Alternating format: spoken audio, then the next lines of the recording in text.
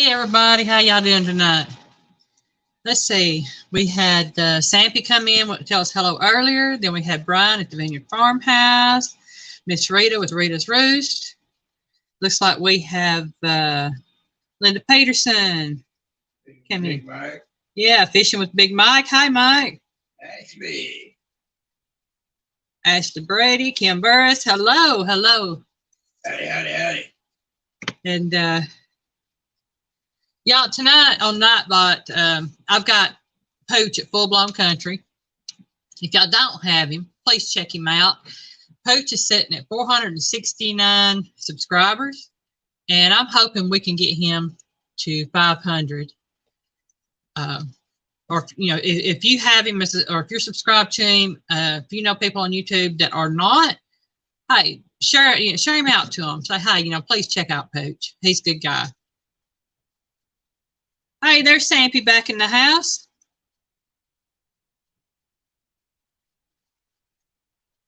And I saw Randy, so it must be Missouri Outlaw Randy's in the house as well. There he is. Everybody was commenting, Randy, and your name just rolled up the screen.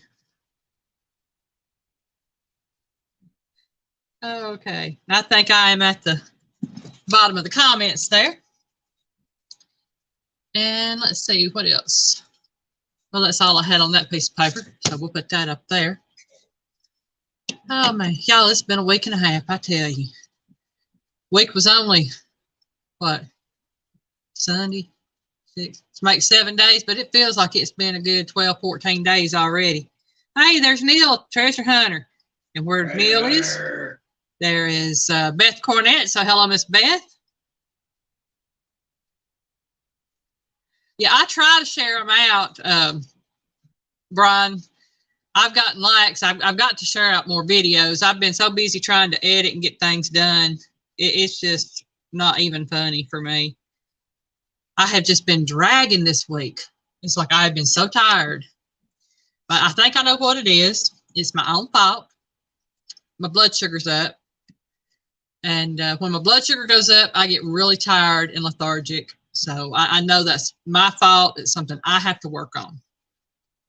And that's what I'm doing. Reading comments again, y'all. Just making sure I'm caught up with everybody. Now there's Beth.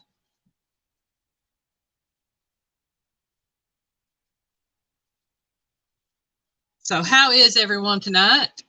Hope y'all doing good. Yeah, I understand. I mean, for me, I think it's not just the diabetes, but it's also the weather, because we are going from, for me, extremes.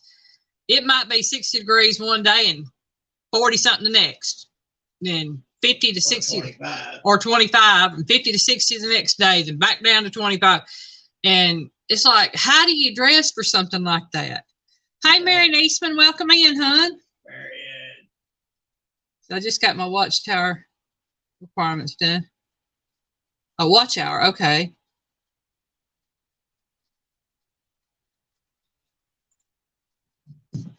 I'm very close to having my watch hours done too, Brian. But I like a little bit more than 102 subscribers. I like just a little over 200 watch hours, having all my watch hours done. And right before I got on live, I was showing 622 subscribers. So T&J Homestead, hey Teddy and Jessica. T&J. Y'all wondered about Piggy, y'all. He's playing a game. This little phone game has got him enthralled. I think it's a merge game. I like it. He likes it. It keeps him busy. Something to do. Yeah.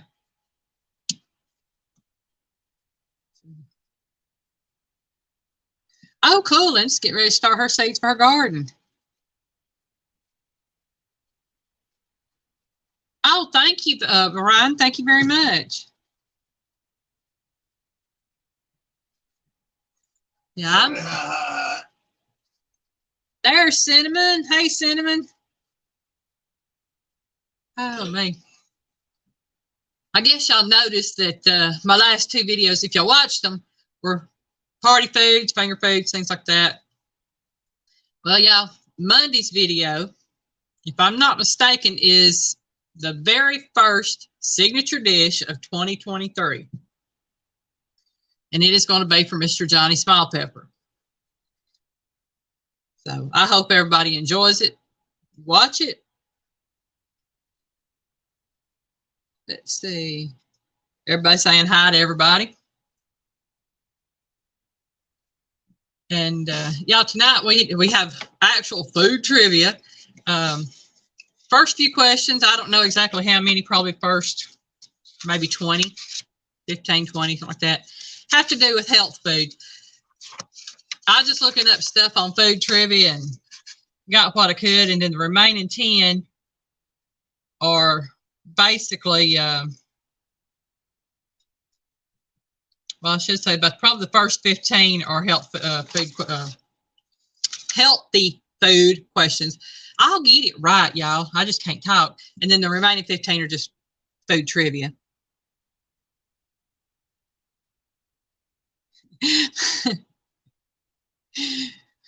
Randy, it's the right answer if it's what is Aline really wanting to eat right now with a big old cold glass of milk. Peanut butter and jelly sandwich would be the right answer. Could be. I know Piggy likes peanut butter and jelly sandwiches. I do. Oh, man. Let's see. What else have we got to talk about? Oh, of course, I got to promote. Sorry. Don't forget my cookbook. Link is in Nightbot. Anybody that's interested. It will also be, I think it is in the description of the video. I think I put it in that. And I am still working on my next cookbook, Just Desserts. It's going to take me a little bit longer to get that one done because I've got to go through and get all my dessert recipes up. And in that one, I will have, I know one recipe that I will not be making on my videos, and that will be for my brownie recipe. It's going to be in there. So that's going to be an extra one. But I think pretty much everything else on desserts are things that I have made for the channel or plan on making for the channel. Thank you, Cinnamon. I'm proud of that cookbook. I really am. A lot of work went into that. Yeah. And I am going to tell you, when I reach my 1,000 subscribers, I will do a giveaway. And I've already told Piggy I'm going to give away 2 cookbooks. I'm giving away one of the wire bound, like I've got, and I'm giving away one of the regular soft bound cookbooks. I'll also be giving away some aprons, some more Piggy's to Rub, some of Piggy's crochet stuff, and some stickers and things like that. But I just want to let everybody know that, you know, I do plan on having a giveaway once I reach my 1,000 subscribers, and it might be a little while after I reach my 1,000 subscribers, but I do plan on doing a giveaway then.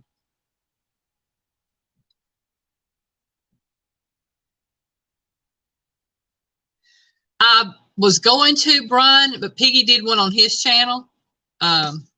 He showed it. I probably will do a short or maybe a 1 or 2 or 3 minute video on it, just for my channel, so I can put it on up there for people to see when they come in.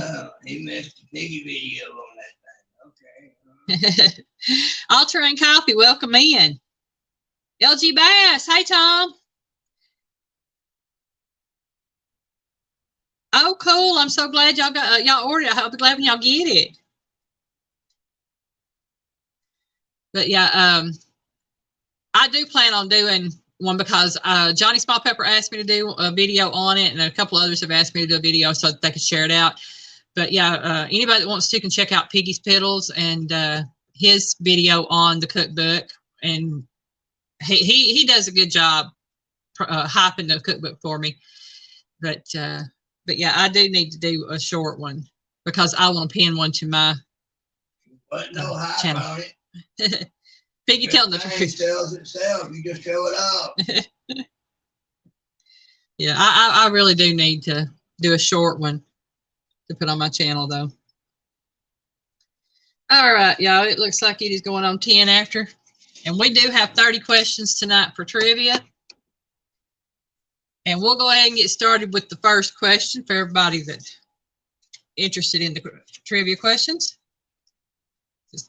What nutrient do you get from meat, poultry, eggs, and fish?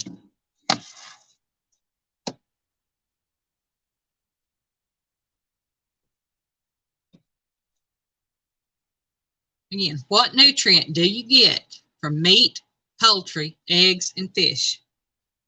Oh, great. Howdy. Let's see, we got omega-6. Read it, Bruce. All-terrain. Said omega. All-terrain got it. Protein. Omega-6 is, and omega is good. The answer is protein.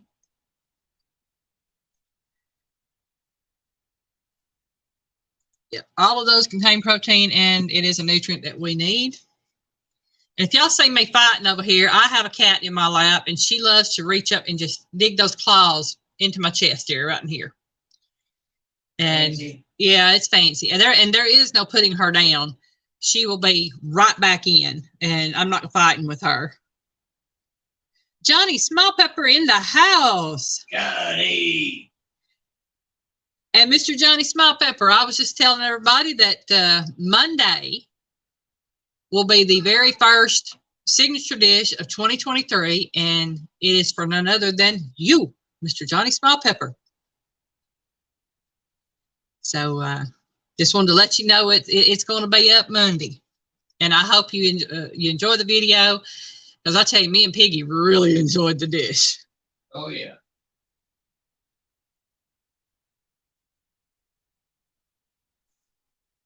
You'll probably find it sweet to your taste, but I'll just put it this way. I know you like flavor, so you'll like it. Yeah, it turned out better than I expected. It was really good.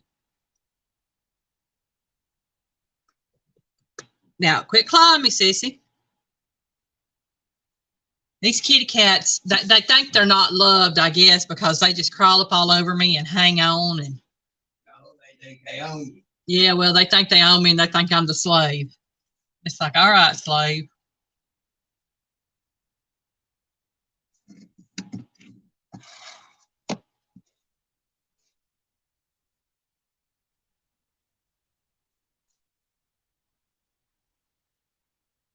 Okay, I'm not sure about that. Right, a dish is a dish. Whoever likes it, likes it. Hey, Julie, welcome in. Yeah, I mean, it doesn't matter to me about the person. I go by the personality and things I've learned about each person, and just whatever calls to me when I get ready to start writing the recipe. Yeah.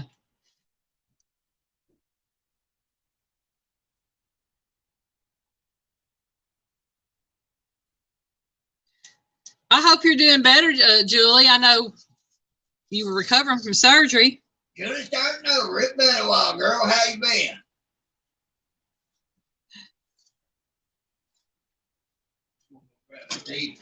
Yeah, I do think they are all overlords, most truly.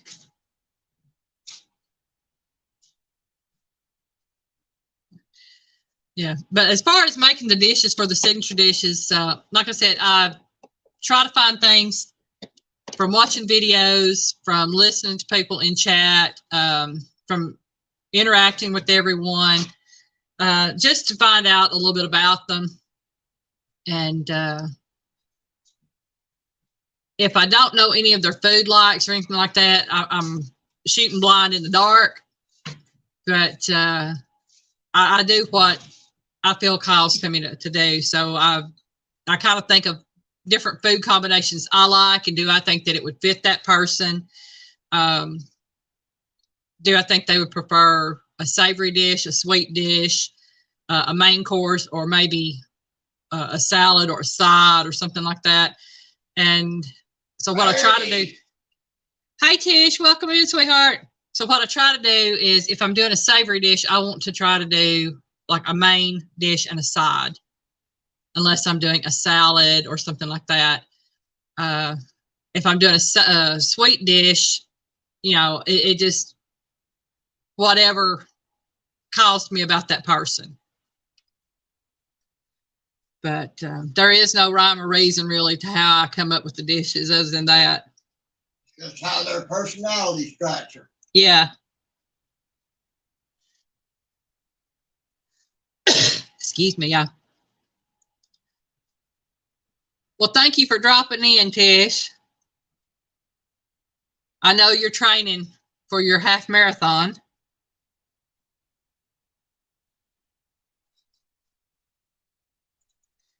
Okay, on to question number 2. What are cruciferous vegetables? And I think I've asked that here on here once before, but it's been a while, so I'll go back to that, I should say. Recap.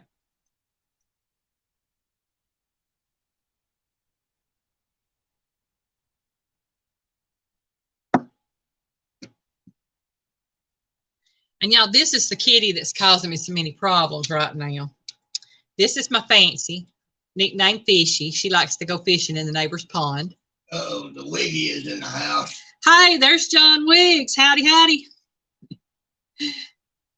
Yeah, Marion, they are crunchy, but it's another name for them. What's that?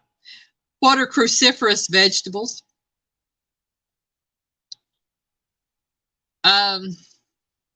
They don't grow, well, they grow in the ground. The roots grow in the ground, but I like Randy's answer. One that don't taste good. oh no, I love cruciferous vegetables. Thank you, Cinnamon. She is a pretty kitty. She's a mean one. Marion Eastman said brassica, whatever that is. Julie says hard vegetable. For a second.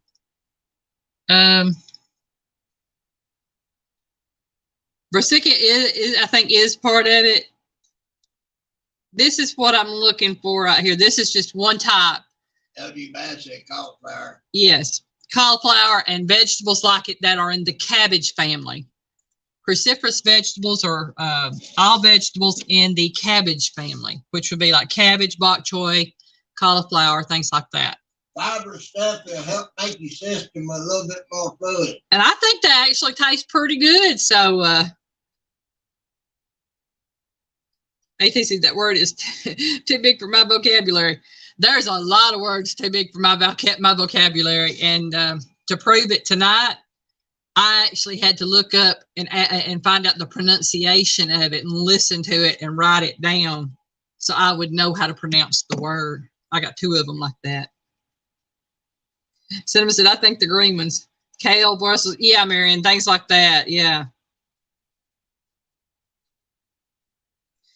And again, for everybody that's came in after I started, y'all, Full Blown Country is sitting at 469 subscribers. If y'all are not subscribed to him, please check out his channel. I'm hoping to help get him to 500 subscribers. And Nightbot will be dropping his link throughout the night, along with Piggy's. But yeah, if y'all aren't subscribed to Pooch at Full Blown Country, please check out his channel. And he does have a second channel now. It is called simply Pooch. And anybody that's interested in that channel can check out my channels list on my main page. And I've got it on there somewhere. I don't know how they do that, but it is on there somewhere. I need to put it on up there where it can be easily found. Oh, yes, Brian. Broccoli and cauliflower cheese. That is a good dish. Yeah, I love cauliflower too. I like pickled cauliflower, y'all. That stuff's really good.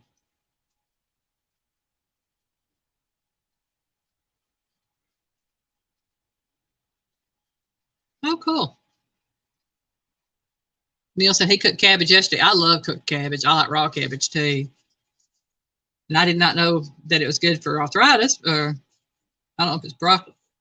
Broccoli is good for arthritis. Okay, cauliflower is great. Yeah, smothered melted cheese. Anything smothered in cheese is pretty much good. Fred said she was giving a box of cabbage. Shared with the neighbor. She kept bringing us cabbage dishes. Terry said, "Don't give her any more." Oh my! So sounds like Mr. Terry got tired of cabbage dishes. Oh my! I love cabbage dishes. I love cooked cabbage. I love cabbage stew. I like cabbage and cooked with corned beef. I like slaw. All different kinds of slaws. Really starting over just about everything good with bacon. Oh yeah, bacon and cheese make everything better. I'm just saying. Cabbage cooked with bacon is good too. Oh yeah, I love cabbage cooked with bacon. I like cabbage cooked with ham. I just like pork and cabbage and cheese and all the good stuff.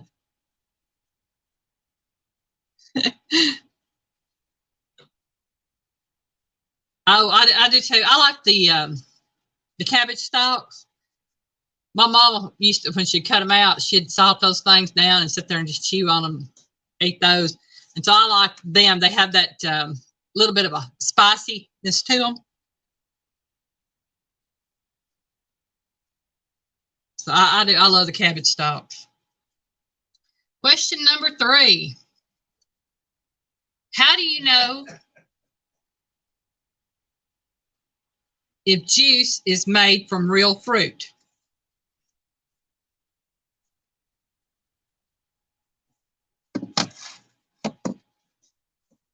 Again, how do you know if juice is made from real fruit? It tastes sweet, but not sugary sweet. Cinnamon said rice and cabbage. That would be good. Quinoa would be good with it too. Yeah, I think I told you we tried quinoa. Oh man, we're going to try quinoa. Quinoa is good. I like this stuff. I don't know. The taste of it kind of throws me because I'm really not sure what it tastes like, but it's got a taste to it that it's familiar but not familiar. We found out another benefit to it too. Yeah. So Julie said, "Love y'all's warm creamy bacon dish." Yeah, I tried the recipe with celery. It was really good. Yeah, that's the good thing about dishes like that. It says you can eat it with bread, crackers, chips, things, but you could also use them as a dip for carrots, celery, peppers. Real fruit. Rita says she reads the label. Laugh out loud. Can't always trust them labels, folks. Yeah. Just read the label.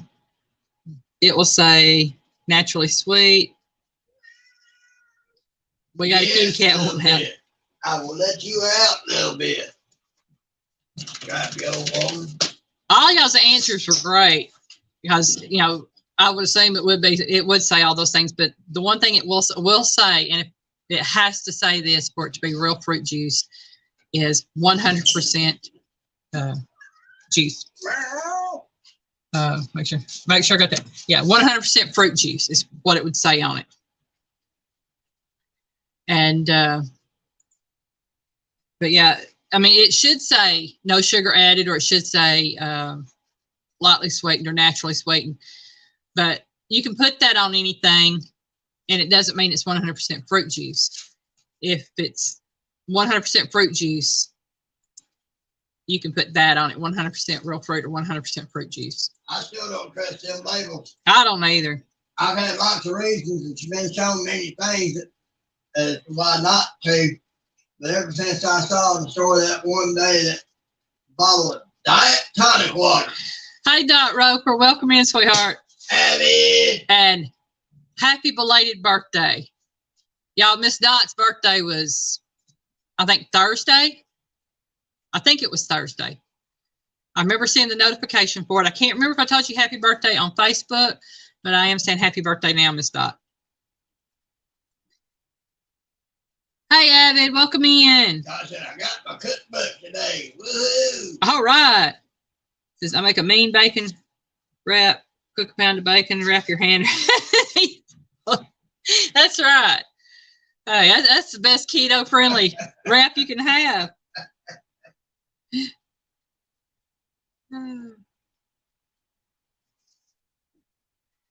Y'all, I'm getting caught back up on comments.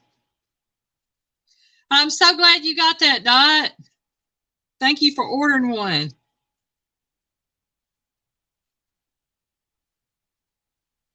Now we just get 100 million more to buy it, and we'll be set. We'll retire. And getting on down here. There we go. And we're back down to the bottom of the comments again. We'll see how long that lasts for me. I'm not too good at this. I have to try to keep up. Excuse me, y'all. I had repurposed leftovers for supper. I'd fixed some, I call it homemade hamburger helper. I think it was last night, maybe not before last anyway.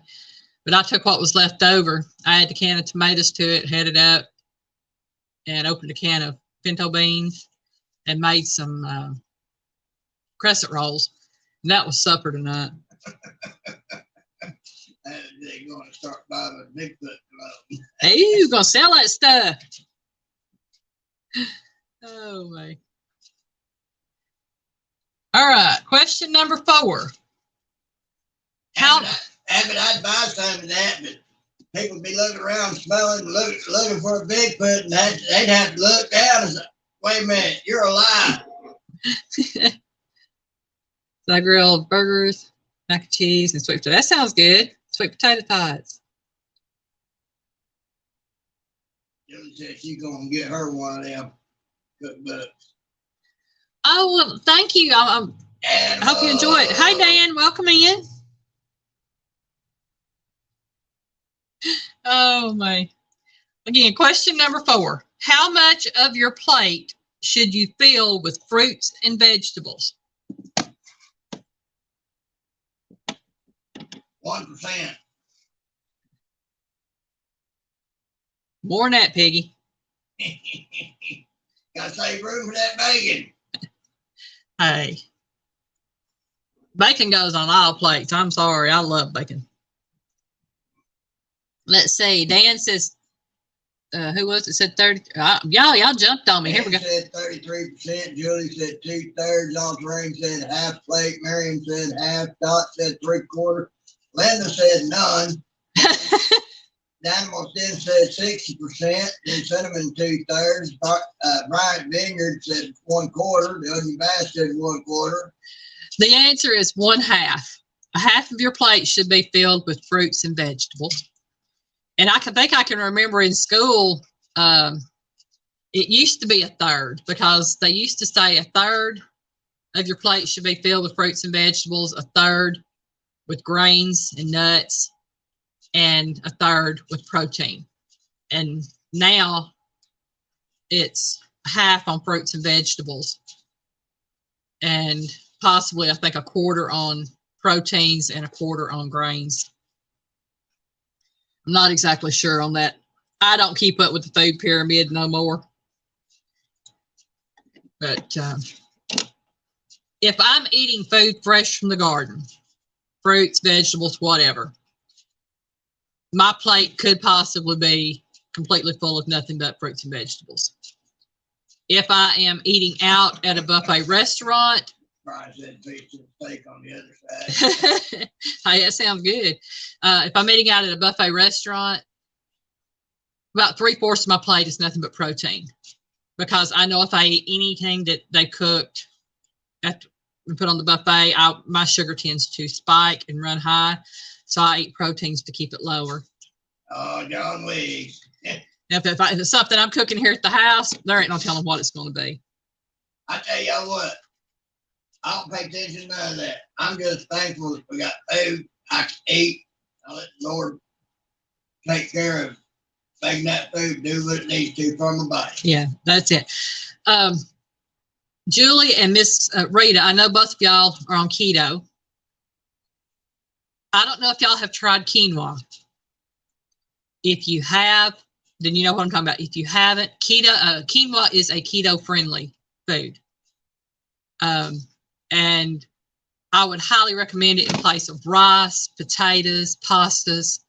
Yeah, it's got some good stuff in it. Yeah. And it'll help keep your system moving. Yeah. So, yeah, if you are doing the keto and you've never tried quinoa, you would, I don't know where you would get it at there. I know I had to go to Publix to get it. Walmart probably sells it and places like that. But you find it on the same aisle as the rice and the grains and things like that.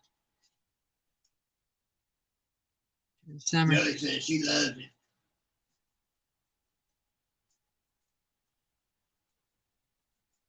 Yeah, my screen, my comments are jumping, so I know I've lost. There we go. I'm back up here. Rita said sometimes during summer when there are a lot of veggies in season, the whole plate will be vegetable. Yeah, that's what I'm saying. You know, garden stuff. I can remember as a kid, I ate nothing but vegetables straight from the garden. Millie said Walmart and Kroger, you can get that. Yeah. Mac and cheese with bacon on the other side. Oh man, that sounds good. But Linda said in the gluten-free area for Walmart. Yeah, Miss Rita, I didn't know it was gluten-free and it's keto-friendly. And because it is gluten-free, it is, you know, it is keto-friendly. So that would be an option for you. You know, I know, like I said, I know you're doing the keto right now. It should also be listed as a light laxative. It is a very good substitute for rice, pastas, potatoes, and things like that. I did not realize, and I actually really like it now. Jody said, and if you grow it, you get a yard full of squirrels. I don't need a yard full of squirrels. Oh, my kiddies would love that. Yeah. I used to raid people's gardens when I was a kid. I never raided anybody's garden. I would love to have raided their corn patches, but I never did. Okay, question number 5. What is the grain-like food grown principally in the Andes Mountains that is high in protein and is a great source of B vitamins and fiber? They also have protein. That is principally grown in the Andes Mountains that is high in protein. Okay. And is a great source of B vitamins and fiber. I skipped over the protein part when you said it. Yeah.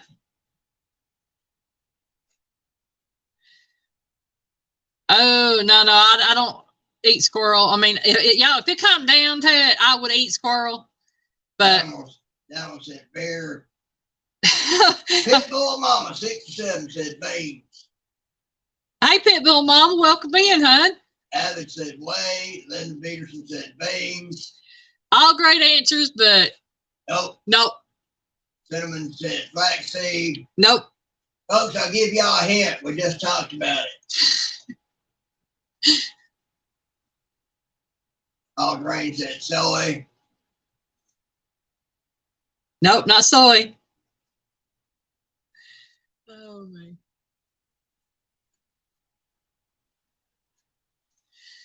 Y'all, if y'all have not checked out Pitbull Mama 67. Julie quinoa.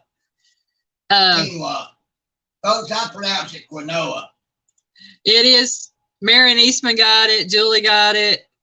Linda got it. It is quinoa. And but again, if y'all have not checked out Pitbull Mama 67's channel, please do. She's got a great channel. I found her channel over on James Scott Guy's lives. Aldrin says bacon. Bacon's the answer to everything. You know that. It's got to be bacon. Bacon! And if someone could please share Pitbull Mama's link out, if y'all would.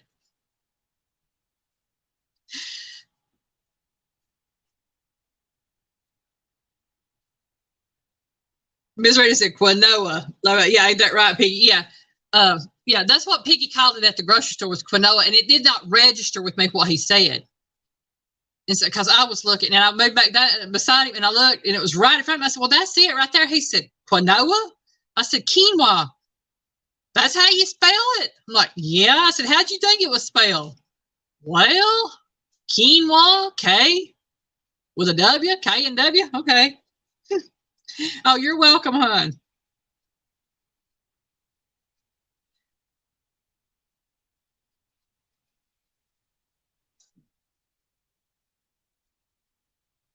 Praise the Lord, got it.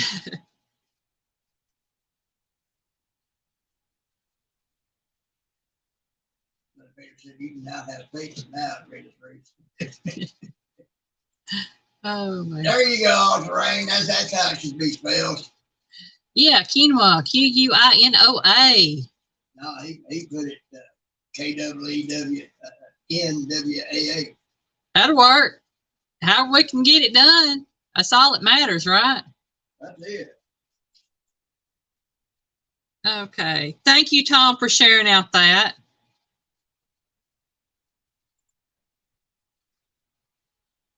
And let's see. Making sure I've not missed any other.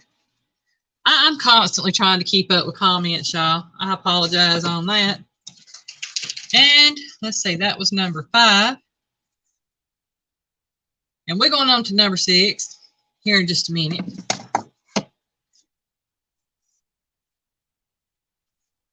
But again, I know there's several coming in. Yeah, on Nightbot, I have 3 different things on Nightbot tonight. And also, don't forget, you can have your...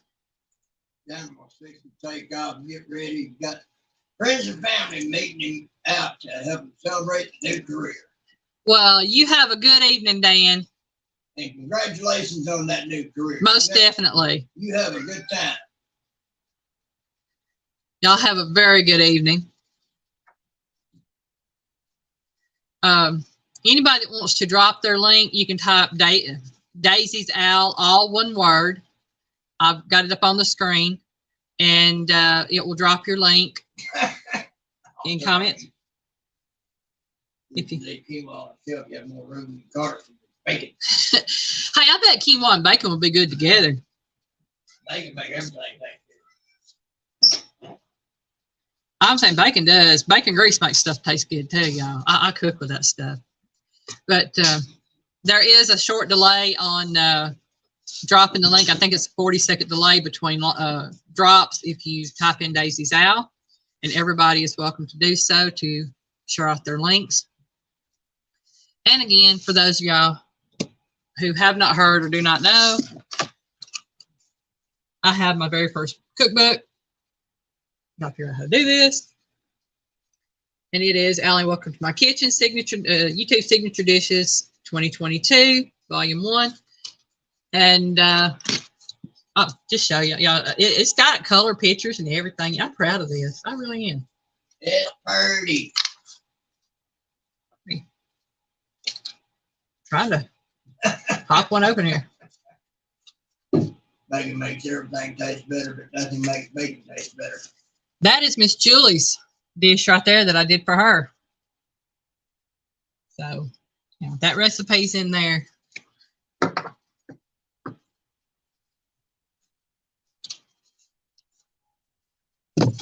I don't know if anything could make bacon taste better. I really don't. I just, it isn't cucumbers.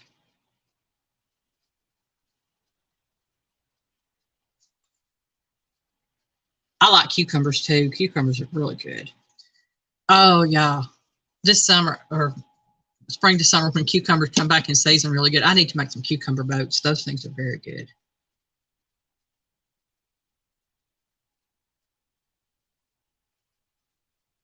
Says, bacon makes cheese taste better, not the other way around.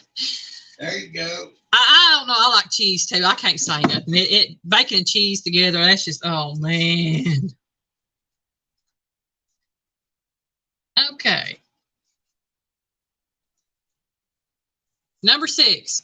What bean that originated in East Asia is used for miso, oil, and tofu?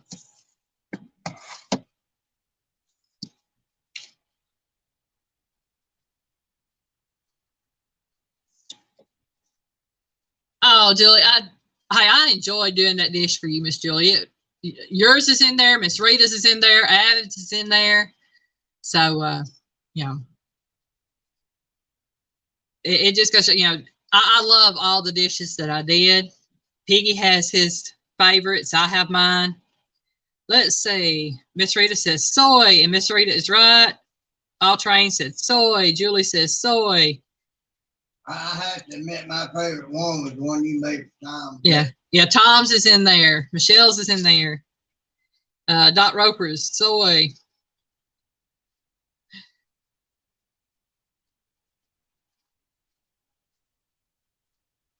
No, not fava bean. No, we ain't Hannibal Lecter. Avid, the question was what bean that originated in East Asia is used for miso, oil, and tofu? And it was soy. I mean, I actually like tofu in hot and sour soup. Got Piggy for he will eat it. And if we eat Chinese food, we'll eat tofu if it's cooked in with other dishes. Mama said my answer is gross. A pit bull mama, actually, it literally does. It'll take on the flavor of whatever you put in it. Yeah. It surprised me. Yeah, Piggy didn't know what it was because, like I said, it takes on the flavor of the other things. She tricked me. I've tricked him on a lot of things, and he has not complained yet. Oh, man. I tell you, Julie, I'm hopefully going to have it. I've got to do a picture with my cookbook, me and Piggy with it, and send it to my cookbook, the company that made it. They sent me a survey, and I did the survey, and they've done a follow-up. And what I've got to do on that is send them a picture and tell them about why I wrote the cookbook or whatever. And they're going to post it on their social media platforms like Facebook and Instagram and things like that. Oh, boy. And then I will get more promotion from that as well. And I think I got a kitty cat over there wanting out. Thank you, Dick. The animal said beans can stay in the can. No, it's fancy sharpening her clothes. Oh, okay. Oh, man. Yes, Ray, I'll come over and let you out. You should have went out with some of the other dirt. I'm not big on eating the soybeans themselves. I like the different things that can be made with it. I do like the tofu. I'll eat that. I will use soy oil if I have to. I'm not big on it, but I will use it. I remember in school, a lot of people in different places had different things, but I know the hamburgers at the school where I went, it was half and half. It was half meat, half soy bean. So it was, half plant-based. And that was back in the 70s and 80s. And I love the hamburgers they made. So All Terrain said, without beans, there would be no chili. Without chili, I would go back to my home planet. Hey, chili's good stuff. Got to have chili. Dan says he likes edamame. Yeah, I mean, a lot of people do. I'm not big on it myself, but I know a lot of people eat it, and it is a big thing in Asian cuisine, eating the edamame with their food.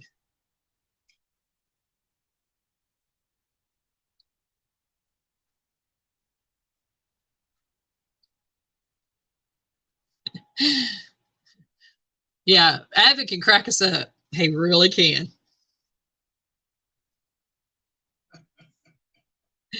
So it's been 30 minutes.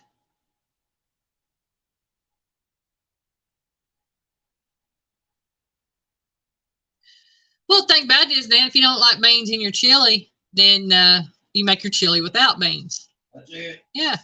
I mean, it can be made without them. I just prefer it with them, but I'll eat it either way. I'm not going to turn it down. I like chili. Let's see. Here's a good one. Number 7. What yellow seasoning may help with mood stabilization, wound healing, and balancing blood sugar? And anybody that watches Miss Joy Stewart will hear her talk about this particular seasoning quite a bit.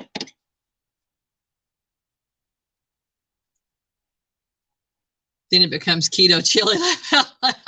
That's right, Julie. You can have keto chili. Oh, man.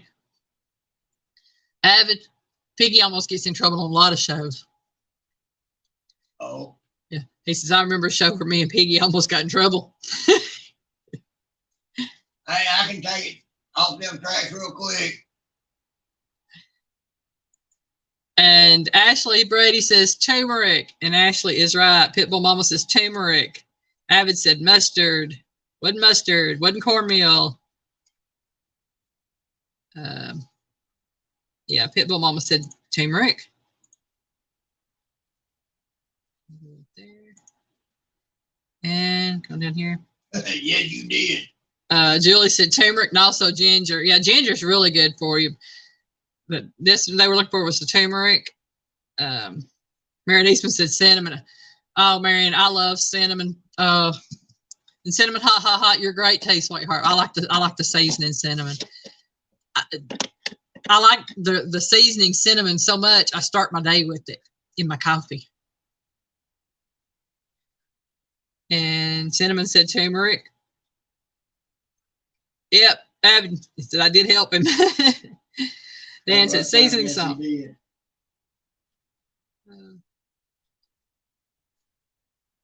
No, this is not Piggy's rub. Piggy's rub brings out the natural flavor in foods, but I don't think it helps arthritis or lowers blood sugar or mood stabilization or nothing like that. Boy, if it did, I don't think I wouldn't hype that up. We sell a ton of it. Oh, wait. Where'd they go? Right there. People, my dog put beans in my chili. I live with 3 males. I know. I love it. I had to highlight that one. That was funny.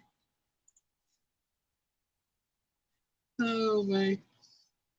That is so funny. It wouldn't do no good around here. I could probably blow them all away. I own it, y'all. I do. I own it.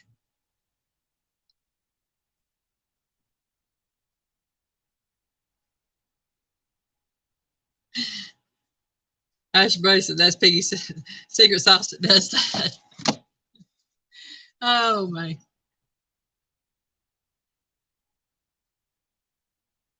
Uh-oh. Said worse is the one laying next to her. Uh-oh.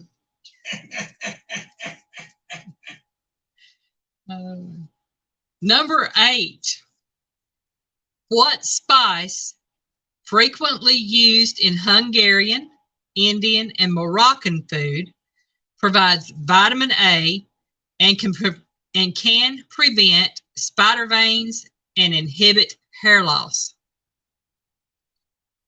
Again, what spice frequently used in Hungarian, Indian, and Moroccan food provides vitamin A and can prevent spider veins and inhibit hair loss? Not Dan, not curry. Man, Miss Rita's on the ball tonight. Paprika. All train said curry. It is paprika. And I use a lot of paprika, and there is paprika in Piggy's rub. Hey, there you go. Folks, the Piggy's rub is good for hair loss. See, all train said curry. Avid said curry. Avid said nutmeg. Nutmeg is, I found out about that. You know, you don't want to use too much nutmeg. It can cause you have a hallucinogenic experience. I use it all the time. Where's my dang hair?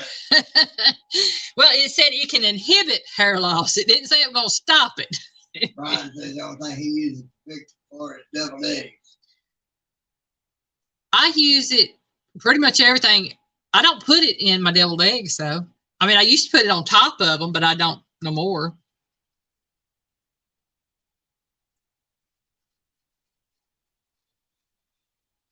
No, it's not saffron. Saffron is the most expensive seasoning. I was it, Alan, you're giving me ideas. Uh-oh. Yeah. Well, the thing about it is because of the, for my part, because the paprika is in the rub, I put paprika on pretty much everything. Good chicken for making fried chicken. Yeah.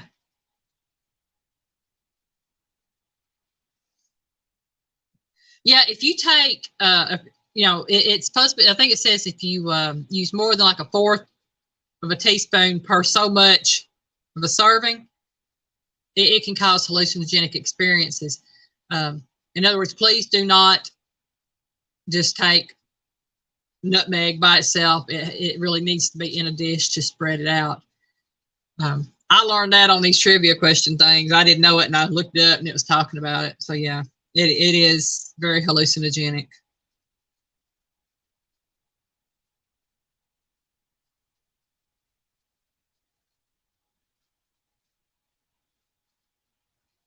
Be tripping on nutmeg. All right, Dan. I'm trying to figure this out. I want to go try some ayahuasca. All right, I can't pronounce it, so, but whatever it is, I hope you enjoy it. So I can see. Okay. Ayahuasca. That's how I pronounce it. Oh, well, I can say that too, All Train. I can. He said, I was close. Okay. I'm glad I was close because I can't pronounce words. Okay. And number 9. What healthy fat containing food is used as the basis of guacamole?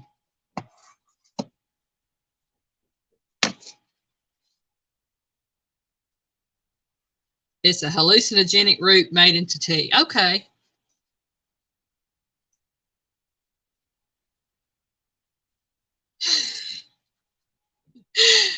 I'll try. That's just too funny. All I need is a mirror, a straw, and nutmeg. Let's go.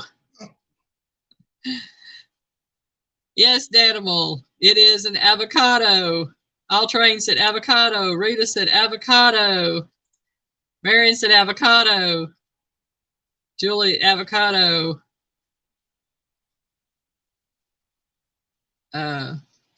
Marion, avocado. Oh, that's a, okay. Ashley said avocado. Ron says chickpea. Now it's avocado. Pitbull Mom, avocado. Yes. Yeah, my favorite taste. Oh, y'all, excuse me. I love avocados. And as a kid, you couldn't get me to eat them things. But as an adult, I love them. Cinnamon, it's got avocado on there.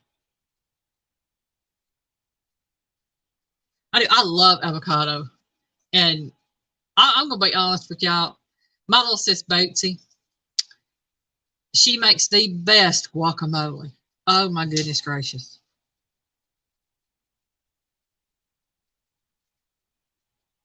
I don't even have to have salt on it, Dan. I'll just eat the avocado like it is. I love it. They are just so good. And they are extremely healthy. I'll tell you what I would love to try one of these days, but it's going to be one of these days when I get some money. It's some avocado oil. It's supposed to have a high heat point, and it's very healthy. It's actually, well, I know it's healthier than olive oil. because my cancer doctor, I mean, I don't put anybody down for what you use as far as oil, shortening, lard, whatever. That's your business. I stopped using olive oil when my oncologist told me not to use it. Said it was healthier not to use it. So I don't. Hey, Joy. How you doing, darling? Yeah, Avid. I peel avocados and eat them straight, too. I do. I love them. They are just so good. Yeah, we have a Mexican grocery store. I don't go in there too often because they're expensive.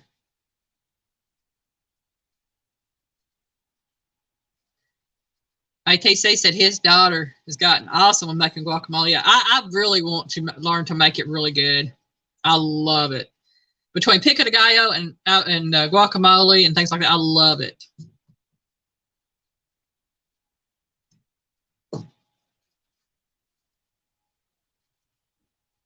Yeah, now there's another one, I like grapeseed oil too. I know it's got a really high heat point. I love them. That they are. I mean, I want to try the avocado oil, but I like grapeseed oil when I can find it. Very nice, yeah, we do have all this.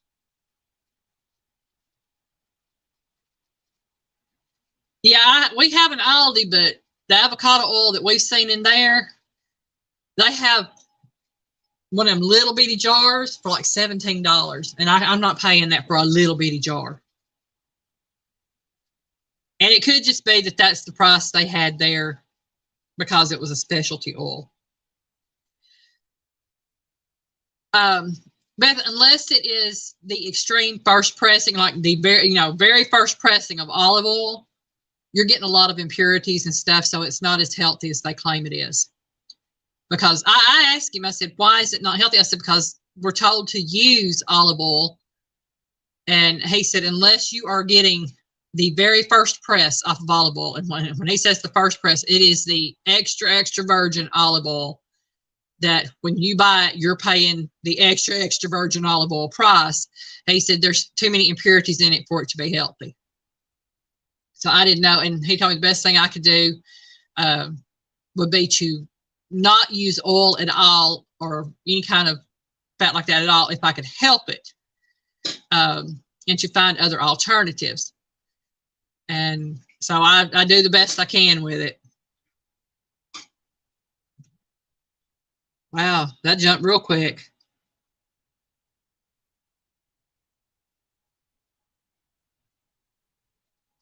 Yeah, on some things, ours is better priced. But on other things, I can get them cheaper, like at Aldi, Save a Lot, and things like that. And I need to get a subscription to Costco cinnamon. I really do. Olive oil with bacon, problem solved. That's what I do. If I'm using, I try to use bacon grease when I'm using things like that. Sometimes I'll use a little bit of vegetable oil, but I try to use my bacon grease. Okay, Julie says it restricts your natural inhibitors. Okay. Wow, Marion, that's amazing. Because everywhere else I've looked, it's hard to find avocado oil that cheap. Oh, we'll be praying for him, Miss Joy, most definitely. I hope he gets to feel better. Yeah. Huh? Buck Williams is in the house. Hi, Buck. Welcome in, sweetheart. Okay. That could have been what it was, because going through cancer and having to go through chemo and radiation and everything, that could have been what it was. And his thing was just, don't use it. So I stopped using it.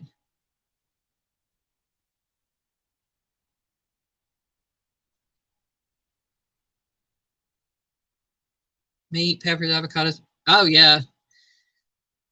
I mean, I really need to check them out. But the last time I was in there, I just was not impressed with the store itself and some of the people. Is in the house. Yeah. Miss Joy been in for a few minutes. She said Mr. Scott's not feeling good tonight. Well, we'll be praying for him to feel better. Yes, most definitely. MB Heritage, welcome in.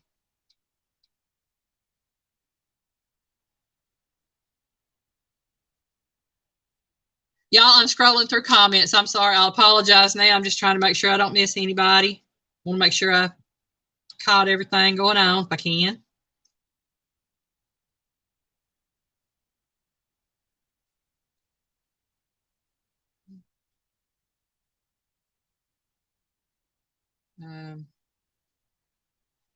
All right, Dan. Get dressed and have yourself that good dinner tonight with your family.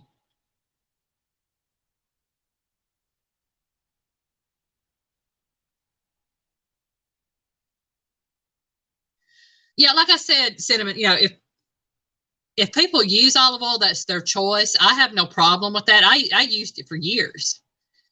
I didn't stop using it until my oncologist, told me I needed to stop using it, and that was for my health reasons. And I'm not telling anybody not to use anything. I use lard in my biscuits. I occasionally use vegetable oil. I'm of the opinion you do what's best for you. Your kitchen, your rules. My kitchen, my rules. I share what my doctors have told me because it's what they told me.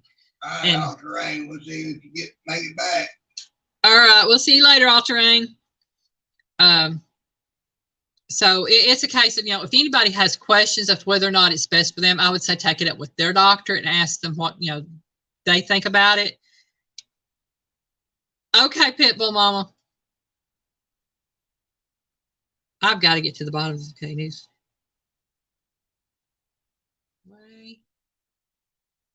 Oh, going to the bar for drinks and hanging out. Okay, well, you have fun doing that too, Dan.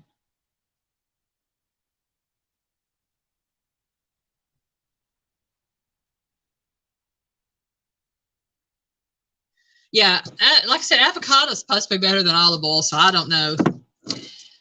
But getting back to number 10 now.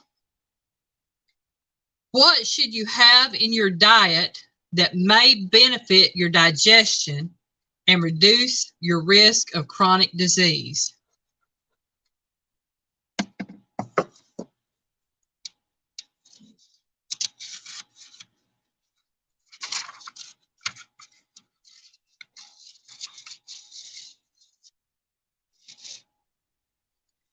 Oh, you're welcome, Cinnamon. Like I said, I would say if anybody has any questions about using the olive oil or anything, like I said, take it up with your doctor and see if it's better for you to use it or not use it, because each person is different. And let's see. I got Pearson. Mary Eastman said fiber. Julie said fiber. And they are both correct. It is fiber. And Piggy and I found out that having a lot of fiber in your diet works for you. Quinoa. Quinoa, apples. Yeah. Oh, me.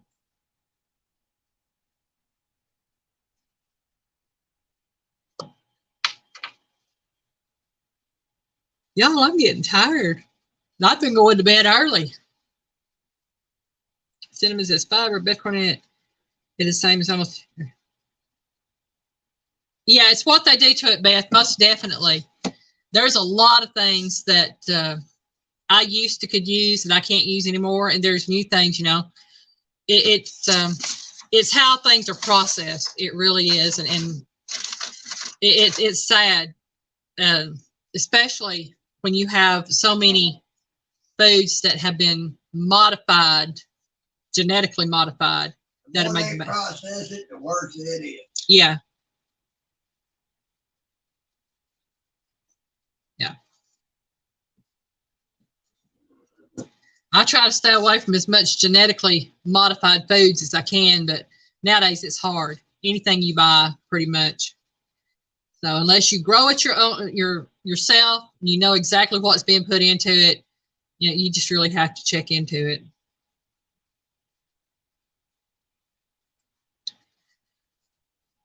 It can be, but no more than I use of it, Miss Rita, because when I used olive oil, I used it for everything. I mean, I doused, I didn't use a lot of it at a time, but I would go through a bottle of olive oil a week. because I used it for dressings, I used it for cooking, for frying, for whatever I did. I used a bottle of olive oil a week.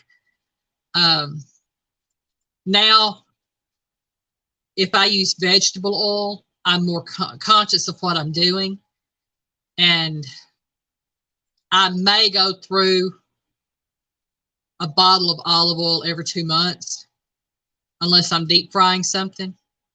And if you're deep frying, you do not want to use olive oil because it has a low smoke point, whereas vegetable has a higher smoke point.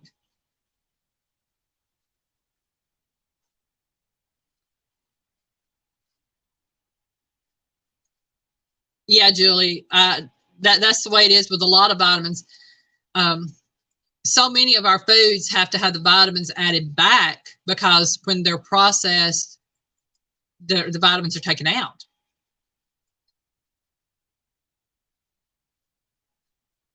Yeah, Beth, everything is altered, genetically altered.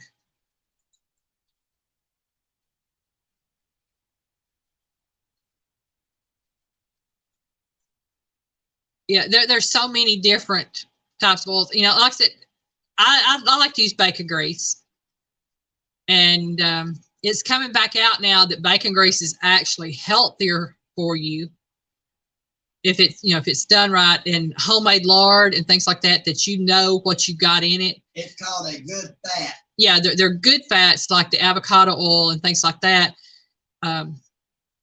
They can be bad if they're used, overly used. I'll put it that way. Use it, you know, and the Bible tells us all things in moderation.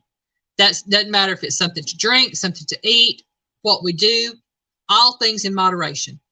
And if we live by that, which is what I try to do, all things in moderation, then we should be okay with things. I have tried coconut oil, Marion, and I couldn't do it.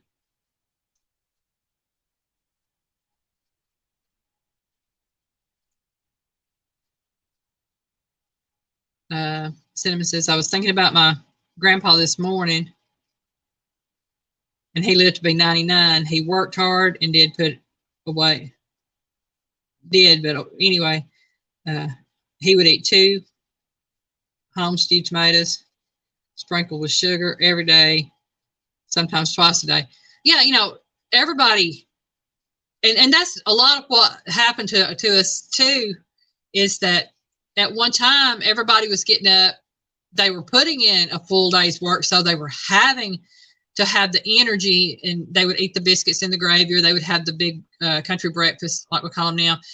And then once they stopped doing that work and started going to more sedentary jobs, they still ate that way. And that right there started the problem with eating the foods, because you're not working all that off. And, you know, you have to take into account, if you are in a sedentary job, you might want to moderate toward the lower side of what you're eating than if, you know, you're out burning 5,000, 7,000 calories words, you at a gotta time. balance out what you're putting in with what you're gonna put out. Right. Yeah, you know you're gonna burn off 10,000 calories with a hard job. It's all right to eat 9,000 calories. Yeah. Buck Williams, I know a lot of people like that. I truly do. Yeah. Yeah, and I've been told ghee is good, or ghee. I think it's pronounced ghee. Pitbull Mama's back. She got done with her phone call. Yeah, been modified, mixed with soy oil and other things. Yeah, but if you make your own lard, you render down the fat yourself and make your own lard, it is a healthier way to go.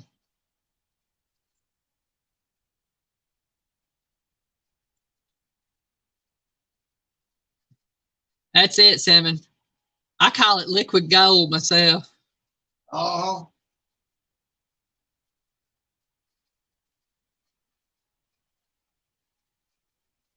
What word is that, Rita? Ghee. What is he? It's rendered butter. Oh. Hi, Aaron. Aaron. He's depressed because no chocolate covered bacon. Yeah. Well, you know what to do about that, right? Well, he asked me if I could make it. Oh. And I told him I couldn't because of your allergy to chocolate. Yeah. Last time I cooked anything chocolate here at the house, I almost lost Piggy. And I would rather live without the chocolate than my Piggy. Well, Aaron, you know, there's a time I'd eat anything chocolate. Boy, it was good. When I figured out that was what was putting me in the floor dead, I kind of lost the taste for it. Yeah, it's. I've seen him drop down twice, dead as a doorknob in our floor. And we figured out it was the chocolate because we figured out what had caused it. And both times he had chocolate within a 24-hour, right at 24 hours before it happened. So within 24 hours of him eating chocolate, he'll be dead on the floor. And now that we know it, I can stay away from it. He can stay away from it. Yeah. I have absolutely no desire for it. Yeah. So that's why I don't cook chocolate desserts. That's why I don't add chocolate to anything in my meals. And if y'all see a recipe for chocolate in it in one of my cookbooks, it is a recipe that I have used prior to us finding out about Piggy's allergy. And I know it's a good recipe, but other than that, y'all will never see me cook chocolate.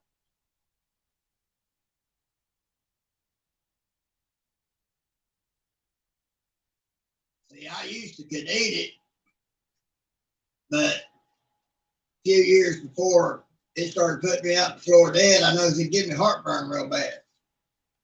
Yeah. And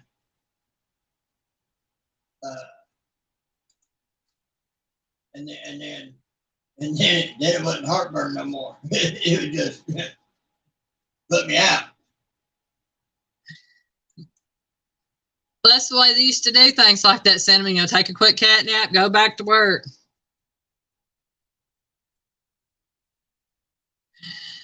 No, Buggy wouldn't be hitting him. I'll come back to the question in a second. I got to tell this. I was sitting in my chair. Now, taking account, I was going through chemo and radiation at this time. I was weak. I was sitting in my chair, and I saw him falling out of his chair, heading to the floor. I knew what was happening as soon as I saw him start to seize, because it's like he would start to swallow, and then all of a sudden he would start shaking and jerking, and then he would be out in the floor. And I could not get up, not because I didn't want to, but because there was a pressure pushing me back into the chair, holding me down to keep me from moving. And that was to keep me from getting hurt. I know that's what it was. God was protecting me to keep me from getting hurt. And once Piggy was in the floor and had stopped moving, I was able to move. And it was like I was moving in slow motion, but I was moving as fast as I could. I got over to him, and both times that he fell out like that, I picked him up out of the floor. I was weak from chemo, radiation, and having gone through a radical hysterectomy and surgery. I weighed 200 plus. And at the time, he was well over 200 pounds, and I picked him up out of the floor and held him up with one arm until he came to. And we know he was physically dead. He had a gash over his nose, and he still got a scar from it where his glasses cut his nose. It was not bleeding for over a minute. And anybody that has had a wound on their face, nose, forehead, around their eyes knows that if you scratch yourself, nick yourself, cut yourself, you're going to gush blood. I'm sorry. That's just the way it is. That was a pretty good gash. Yeah, and this one was a good sized gash over his nose. And for almost 2 to 3 minutes, it did not bleed. Once he started coming around to where he was a little groggy and talking, that's when it started to bleed. And we talked to someone we know who was an extremely smart man. He's a psychologist. Yeah. And told him what happened. And he said, yeah, I said he was dead. Okay, Aaron, you have a good trip to the store and a safe trip. I understand, Miss Joy. I do. I understand. Because I know what it is to be a caregiver, and I feel for you, sweetheart. Yeah, Aaron, that's me. Thank God she's still with us. I do. And that's why, I'm at the point that if it means giving up chocolate, if it means giving up whatever I have to give up to make sure he's okay, I'm going to do it. I'll eat chocolate on occasion, but it's got to the point that I might eat chocolate, about once every 3 or 4 months? Maybe, if that. I just, occasionally I'll crave a little bit of chocolate. And usually it's peanut M&Ms, but that or Reese Cups. But I don't eat them a lot. And as long as, night, Miss Joy, you have a good evening, hon. Night, big sis. So, if anybody ever wonders, that's why I don't cook anything chocolate on the channel. And it's strictly to do with the fact that Piggy's more important to me than cooking anything with chocolate. Oh, my nose itches, y'all. Say no, no, no.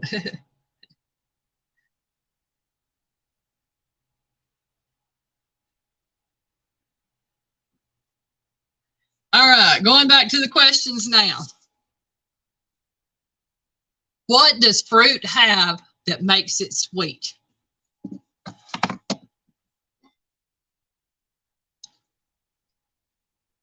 It's fruity. But what makes it sweet? It's fruity. Well, yeah, it's fruity, but what makes it sweet? Oh, man. And y'all, that's why I do things, because of my Piggy. He keeps me laughing. Miss Julie's on the roll tonight. It is fructose. Dot Roper said sugar. Fructose. What's that, Simon? About Piggy? Yeah. The very first time he went away was before I met him. Those 2 times was while he was with me. But the answer is fructose. It is, yeah. I guess you find it in corn sugar and things like that because it says high fructose corn sugar, but fructose is the natural sweeteners in fruits.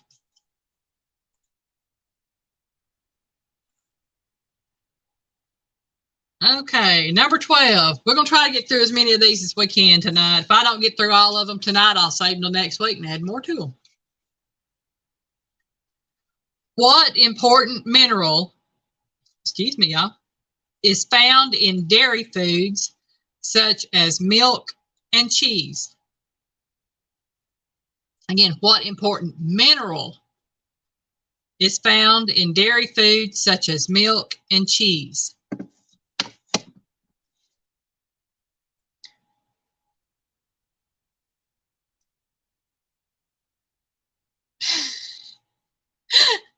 Oh my gosh, that's funny, Buck. I don't like feet. Julie says vitamin C. Dot says calcium. Buck says iron. Julie says A. Where do we go? Where do we go? Where do we go? Dot Roper. Here we go. It is calcium. Good for the bones. Good for the teeth. My nose.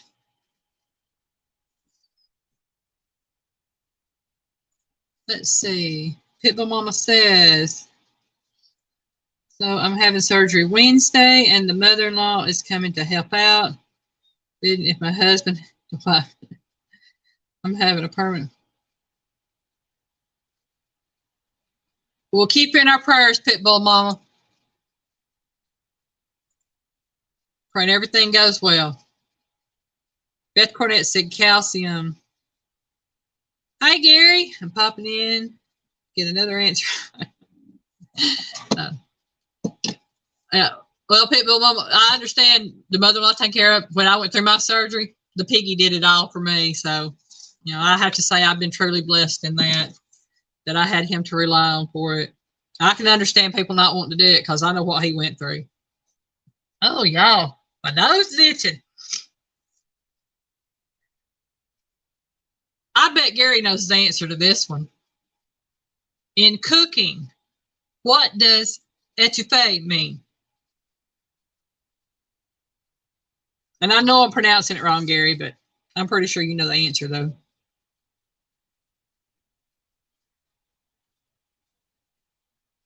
In cooking, what does the term etouffee mean? And I didn't know what it meant until I looked it up. Well, until I saw that answer, and then I looked it up to make sure they were right.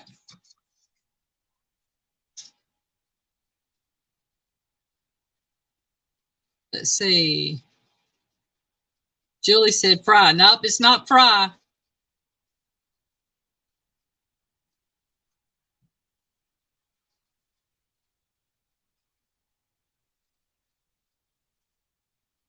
Someone said calcium. Yeah, that was one to the last one. Pitbull Mama said, thank you. Yeah, you're welcome, Pitbull Mama. Julie said broil. Nope, not broil.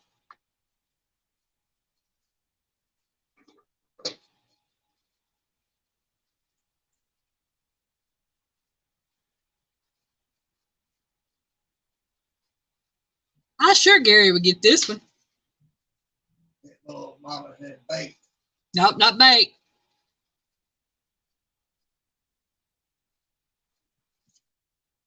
What does in cooking? What does etouffee mean? ETOUFEE. And I know I was pronouncing it wrong.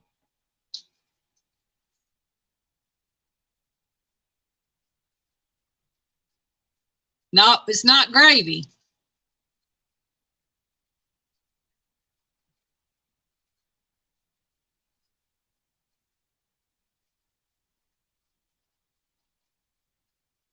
He said he answered above. The only answer you gave was that you to get another answer wrong. That's the only one I see you answered.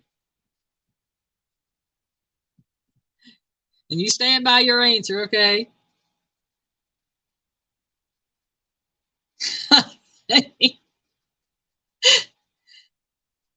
Oh my. Buck Williams, you're a hoot. You really are. He said he don't need a toupee. To make a brie. No, not to make a brie.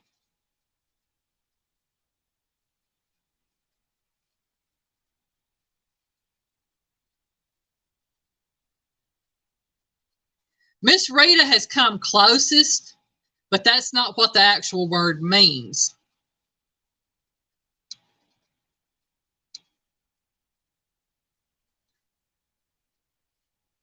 No, it's not a roux.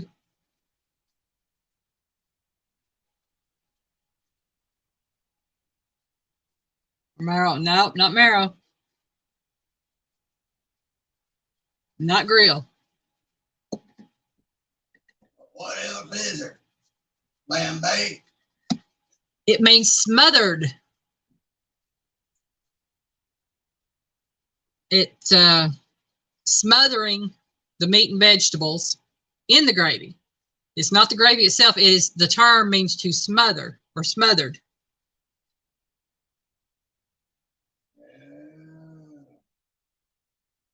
Rita says, I cheated and looked up the stew. I didn't see it called a stew. I know it says it's to be smothered. Etouffee means to a smothered dish.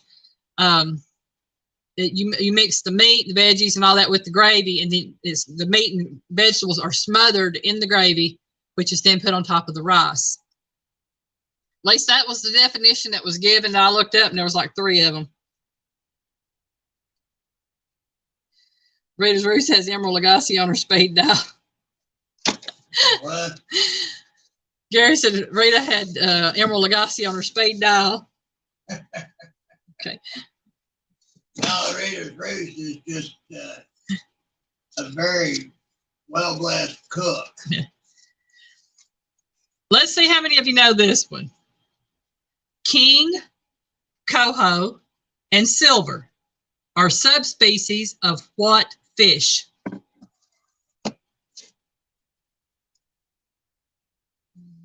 Spicy Cajun stew. There's a few in here that ought to know that. Huh.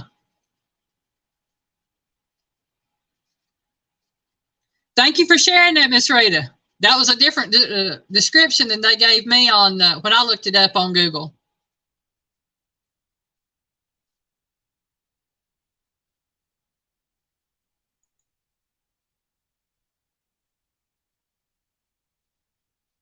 Steak Diane? Where did Steak Diane come from? Cinnamon said Steak Diane. Oh my God, I need some. But William said salmon. Julie said salmon. And Buck and Julie are correct. It is salmon.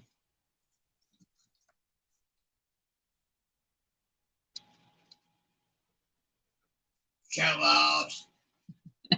Marion said salmon.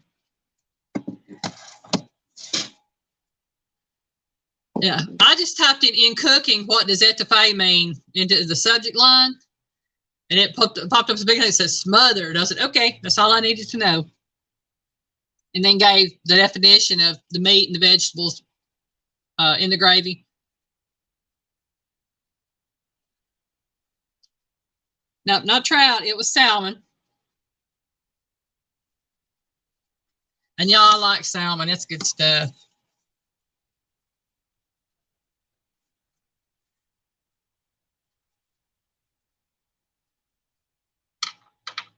Bunch of Cajun food.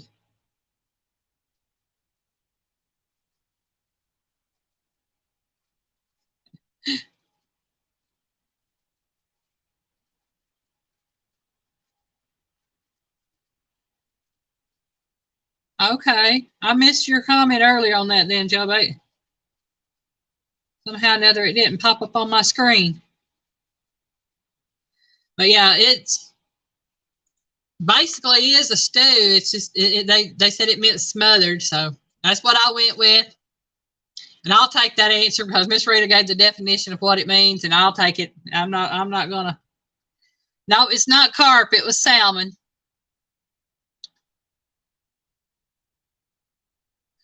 I had a feeling some of y'all in here that fished would know that answer. All right, number 16. No, it ain't. We're on number 15. We'll get there, y'all, I promise. Beluga, Osetra, and Sevruga caviar comes from what fish? This beluga, Osetra, and Sevruga caviar comes from what fish?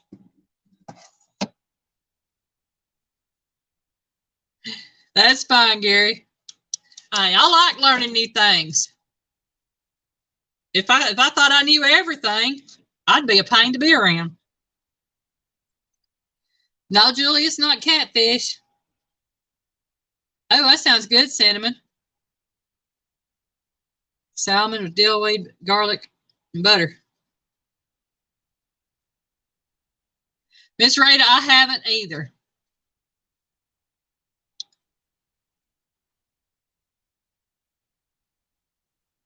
Let's see, salmon was the answer to the last one. Come in here, smoked salmon. Oh yeah, cream cheese and lox. I love it on salmon. Buck Williams, sturgeon. It is sturgeon. Beluga, Osetra, and Sevruga caviar come from sturgeon.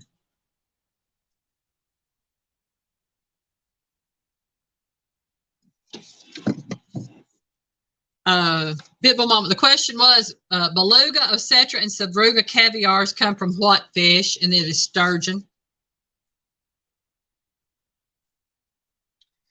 And if I'm not mistaken, most of it comes from Russia, around about the Black Sea area.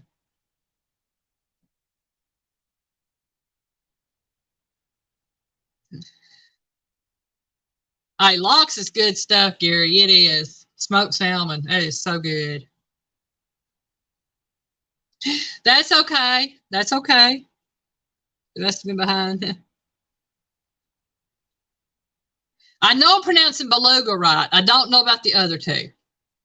One is spelled Osetra, Osetra. And the other one is Sevruga, Sevruga. I could be wrong. I don't claim to be a linguist.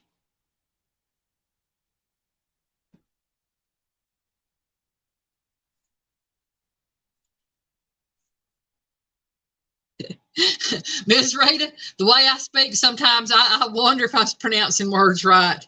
I'm like, that didn't sound right, but I'm trying to learn to sound out the words like I did in school. I have found with a lot of other nationalities and languages that don't necessarily work, like quinoa.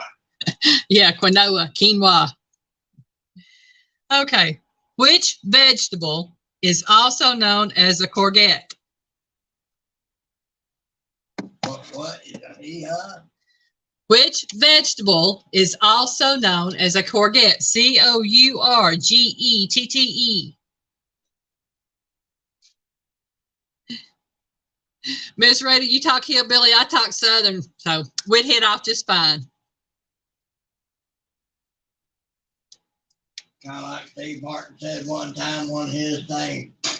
Something went on and he asked, what's wrong with him? He spoke French.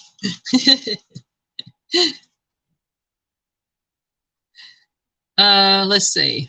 Everything popped up real quick on me here. Seeing sweet potato, carrot, cauliflower. Nope, not those. Not a cucumber. Those are great answers, but not.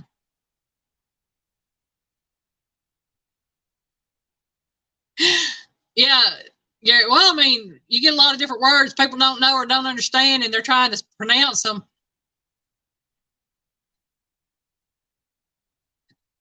No, it's not an eggplant, Pitbull Mama. It is a zucchini. Julie said squash. Marion said zucchini. It is zucchini. I'm trying to think of the name for eggplant.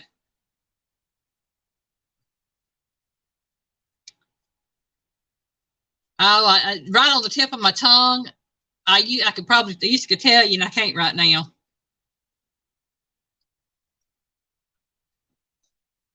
I'll look it up real quick. What's that? Aubergine. Eggplant is called aubergine. Cinnamon hot.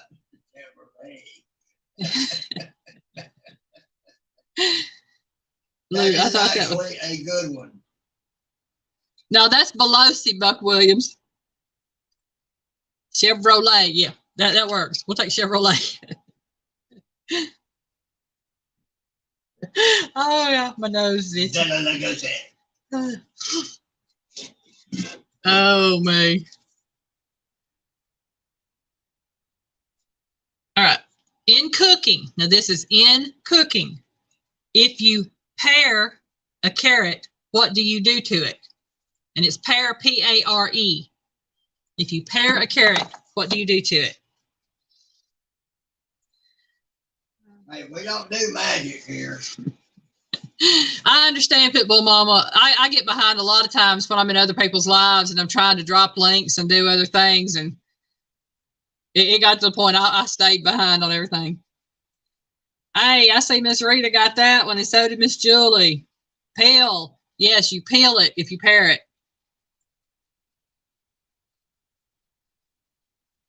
All right, Gary, you have a good evening. Death shade.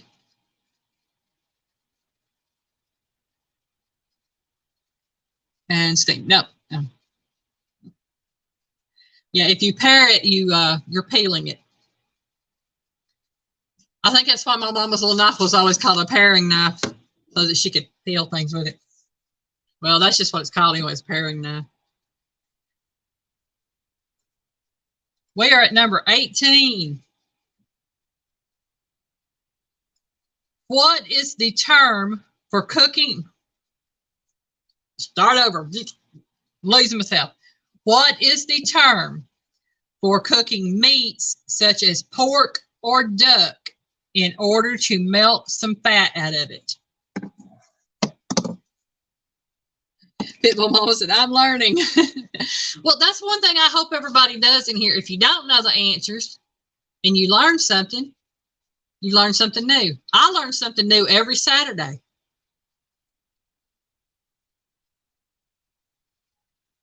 I got in trouble and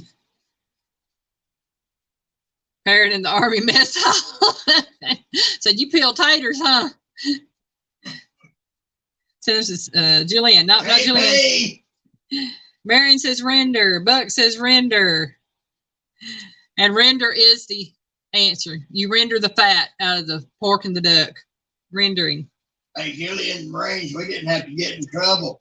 It was mandatory that we had to do a 30-day stint in the mess hall. Hi, Tracy. Welcome in, sweetheart. Rita said braise. Well, Miss Rita, if you braise it, it does render out the fat. But yeah, it's rendering. Like when you're making lard at home. Or has anybody ever cooked duck to render the fat out of it? I watched a cooking show once, and they were rendering the fat out of duck. Had those duck leg quarters. They cooked them things for like 2 hours in the oven.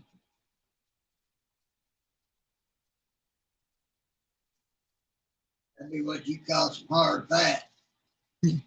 Pitbull Mama says confit. Yeah, it's called duck confit. It's what it's called.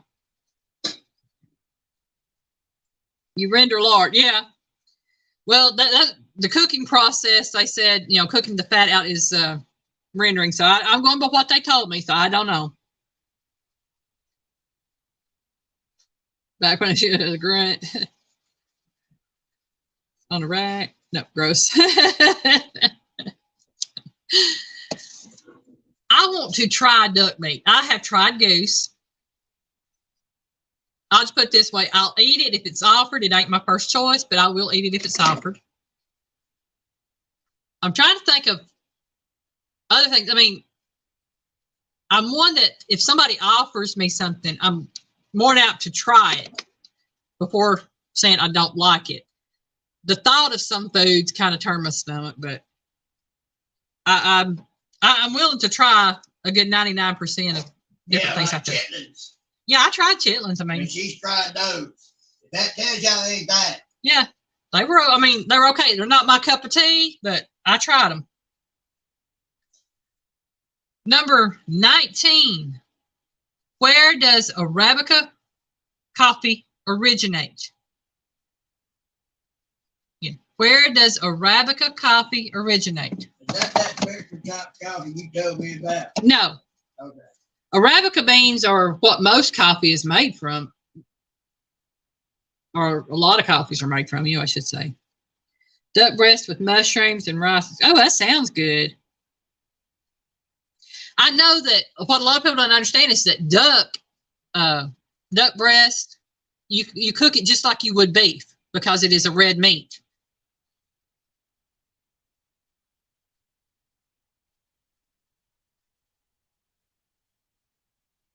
It sounds interesting right there, Cinnamon. Just cooked a lot of ducks when I duck hunted as a youngster, put them on a rack, stuffed with oranges and apricots. But Williams said Colombia. Julie said Arabia. Pitbull Mama says Ethiopia. Marion Eastman said Peru. Pitbull Mama got it with Ethiopia. The Arabica coffee originated in Ethiopia. Well, they got robbed.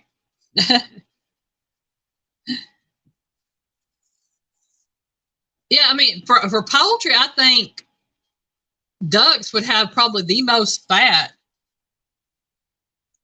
Oh.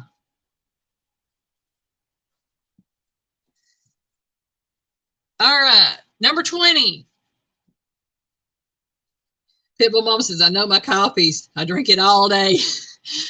Petey drinks quite a bit of coffee, but I used to drink it pretty much most of the day, but I cut back and just half to 3/4 of the pot. Y'all, I have only been drinking coffee now for 1 year. I started drinking it last year, and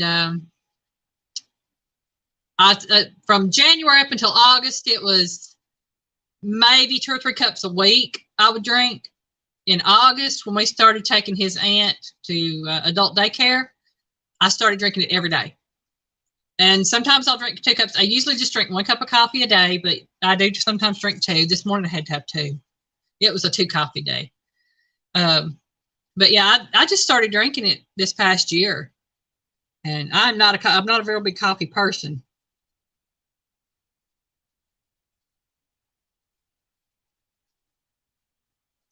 Julie says she goes through a pot a day and 2 cups in the evening. Woo, I can't do that. I need my water. I used to drink a lot of tea, but I just do water now. Number 20. What do you call champagne mixed with orange juice? You. No. Some people actually like them. What do you call champagne mixed with orange juice? You. No, that's Jim Beam.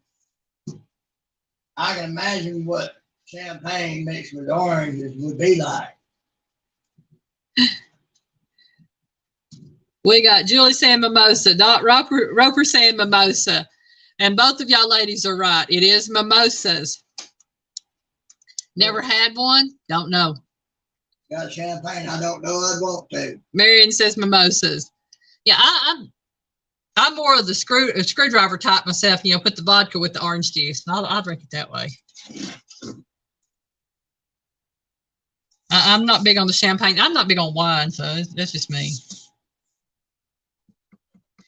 But there are people that like it. I like my fruit fresh, thank you. I only drink my coffee strong. Tells me I drink.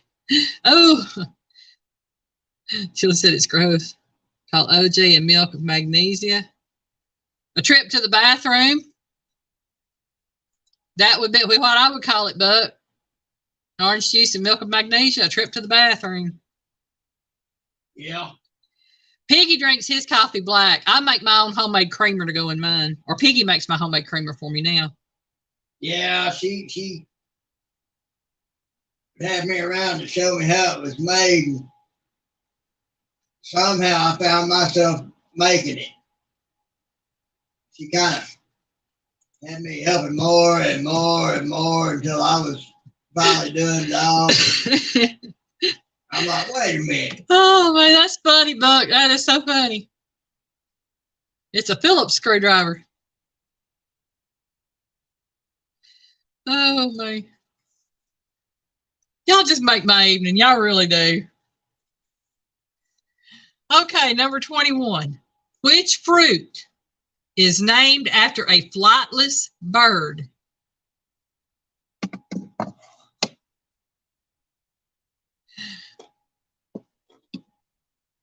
Which fruit is named after a flightless bird? Nobody. And it is the only bird and fruit that I know of that carry the same name. Buck said dodo. Nope, not the dodo.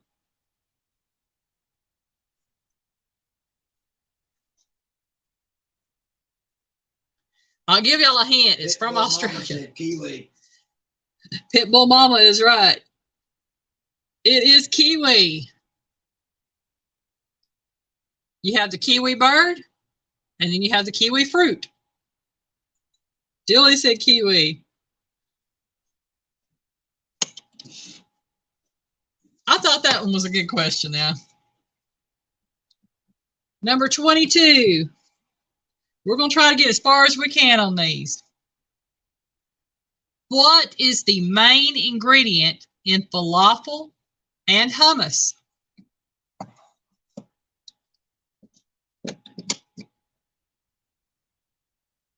What is the main ingredient in falafel and hummus? One time I ever heard of falafel was on a Batman movie. Rita's Race got it. Chickpea. She was right there quick on the draw. Marion got it. Danny Stone Outdoors, welcome in. Let me get big. Well, it is a bean, Julie. It is a chickpea or a garbanzo bean. And Pitbull Mama come up with chickpea. All right, Miss Fancy, get over there. Let me move this stuff right here out of your way. Oh, me. How you doing, Mr. Danny Stone? Have you seen this? I got a cookbook, Mr. Danny Stone. I finally got it finished and got it published. I got to share it off. I share it out. I'm proud of it, so I have to share it. Yeah, you stay busy. You out fishing a lot and doing other things. I pop in from time to time on your videos. I don't say nothing. I'll give you a thumbs up and sit and listen for a while and go on. Usually I'm listening to you while I'm doing other things, so I don't really get to spend time talking. But I try to drop in when I can.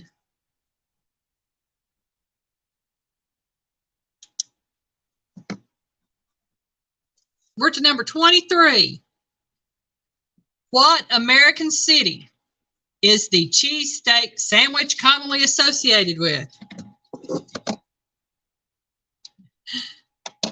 Well, we got to do what we can, Danny. We got to do what we can. It may not get to say hi and everything, but I try to drop in and say, just like I said, pop that thumbs up and do what I can with it. Usually if I'm popping in on somebody, they're getting ready to shut down. So, well, at least I said hi. I didn't say hi, but I gave them a thumbs up. Let's see. Julie says Philly. Danny says Philadelphia. Marion says Philly. But William says Munster. Well, Julie, Danny, and Marion got it right with Philadelphia. I don't know about Munster. I guess that's a cheese. It is. Thank you, Pitbull Mama. I am very proud of that. I mean, I have always wanted to write a cookbook. And I'll tell you, I have been working on one for over 20 years and have never got what I wanted. And there was a reason for this. And most everybody in here knows Mr. Scott Swift and his hashtag not today. Mr. Scott was one of the people I did a signature dish for last year. And he was always asking me when I was going to get my cookbook done because he wanted one. And I found out about hashtag not today, and I pushed myself to get that done because I wanted him to have the cookbook that he asked about. And I created something I'm extremely proud of. And Mr. Scott and Miss Joy have one. And I can say that I accomplished something on that. So thank you, Dot. Like I said, I'm very proud of it. And I've already got the first recipe for the next YouTube signature dish cookbook, and it will be going. I'll get that started because I'm going to try to work on it all year long so that I can go ahead and have it, each recipe done. And as soon as I get the last one, I can go ahead and get it ready to go to printing. But I'm very proud of that. And I'm so thankful to everyone that is in the book that allowed me to do the dishes for them. And I'm so thankful to everyone who's allowed me to do them this year. I've still got several more to get to, but I still have 1, 2, I think 3 or 4 more recipes to write to get done. And then I'll get closer to finishing out the rest of them. Oh, thank you, Pitbull Mama. Yeah, like I said, I still have a few I've got to get done, but and the thing about it is, a lot of people don't realize I ask everybody before I do a signature dish. I will not just arbitrarily do one. I want the permission of the person I'm doing it for, because a lot of people might not want one done. That's their choice, and so I will ask people before doing one, and I just have to get myself in gear and get going and write down my recipes for them, because my signature dishes tend to be original recipes, which is what I like about them. Oh, thank you, Julie. Yeah, this past year, Piggy and I have accomplished so much with this channel, with Piggy's Pedals, so much more than what I ever hoped to do, and so I'm very thankful. I truly am. Let's get back to the questions. We've got about 11 minutes, and I've got several questions. I'm on number 24. It says, what are the names of the Rice Krispies elves? Everybody knows this, don't they? Okay.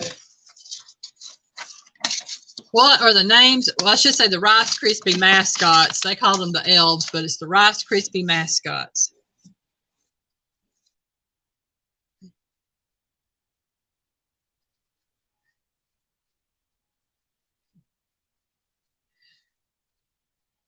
I understand, Julie. My phone, it does all sorts of things on its own. Miss Rita, snap, crackle, pop. Danny Stone, snap, crackle, pop. Julie, snap, crackle, pop. We're all getting old. We are. I can remember watching them on the commercials. Love, snap, crackle, and pop. We might get the rest of these done.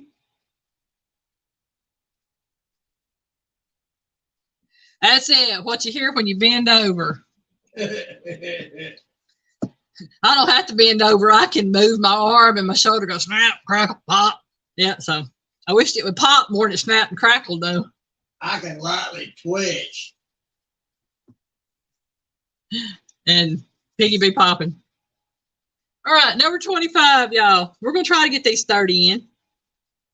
What is the Hawaiian name for yellowfin tuna?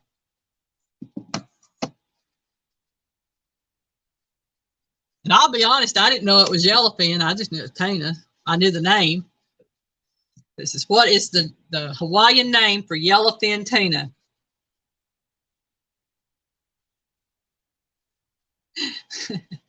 It's Pitbull Mama because I snap, crackle, and pop every day. I understand. No, not mahi mahi.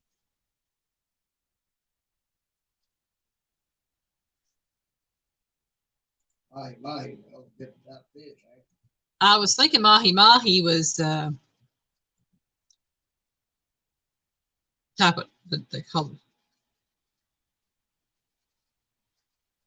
I think it's dolphin. Yeah, it's commonly called dolphin fish. That's mahi mahi. Danny got no. It's not uni.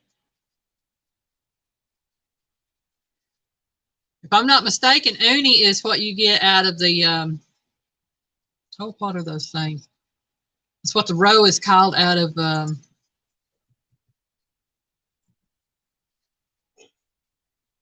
Bug ass bitch cheesy ass Lance. You can ask Lance if you wanna. Okay, He would probably know.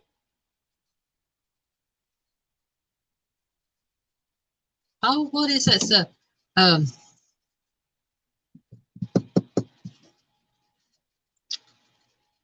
Y'all, I know that it's right on the tip of my tongue when I'm trying to think of with the uni, but I can't think of it. It's I've seen them open up. They're like sea urchins. I think it's what uni comes from. I think it's called that sea urchin roe.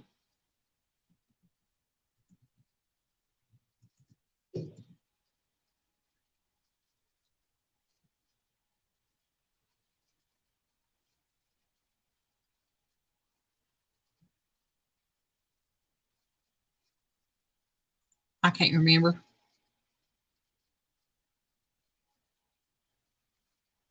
Okay, question is, what is the Hawaiian name for yellowfin tuna?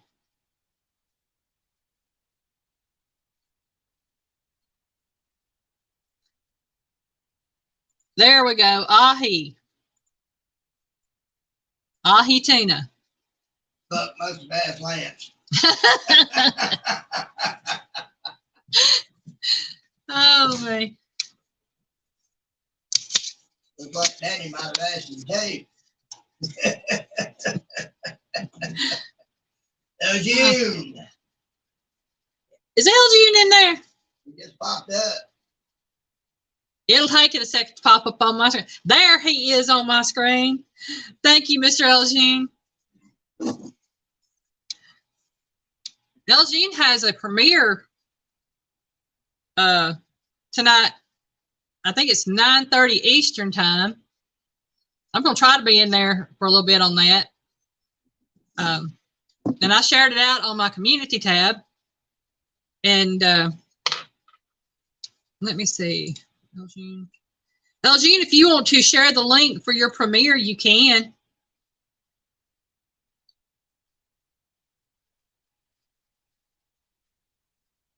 Yeah. Let's see.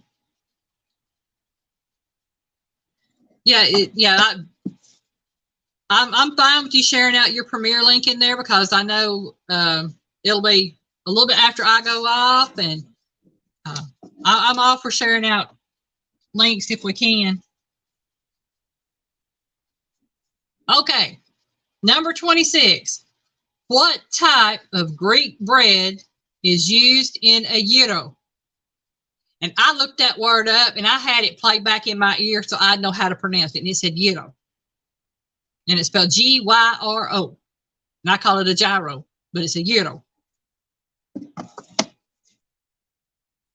Oh, you're very welcome, Elgin. Very welcome. But what type of Greek bread is used in a gyro?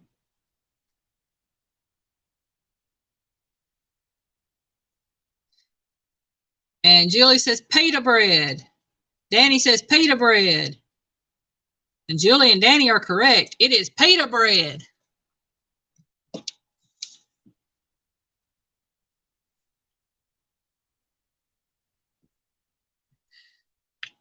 And I actually like pita bread, y'all. It's pretty good stuff.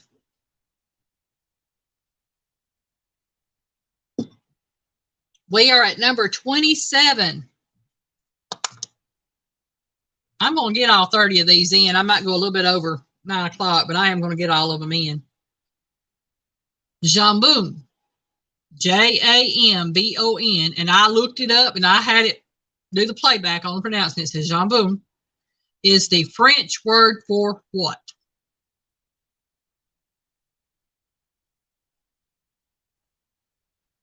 I couldn't have a clue.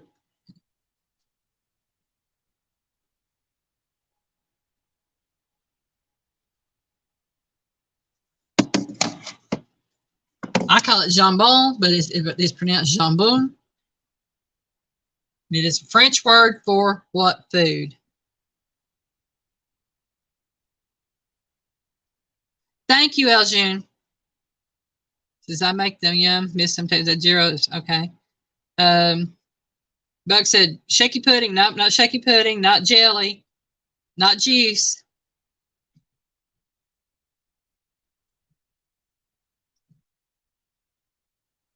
Nope, not jam.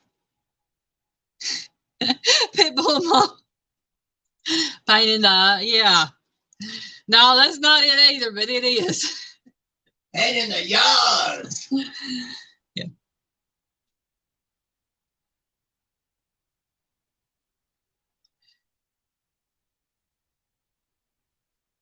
I have to say, this is probably one of my all-time favorite foods, though. It really is.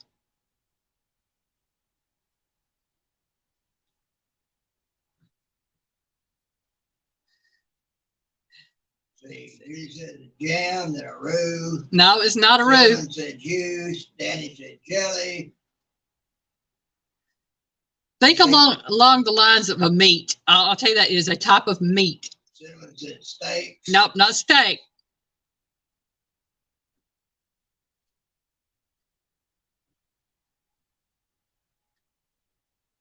Though I could go for a good steak. I tell you what. If you ever get somebody that can cook a good one.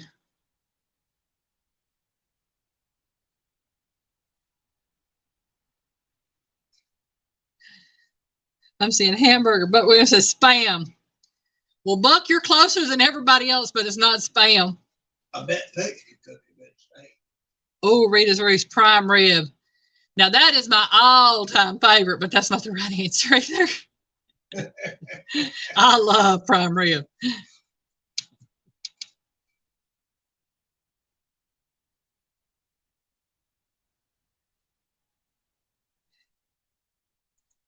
Buck Williams got it. It is ham. Jambon means ham in French.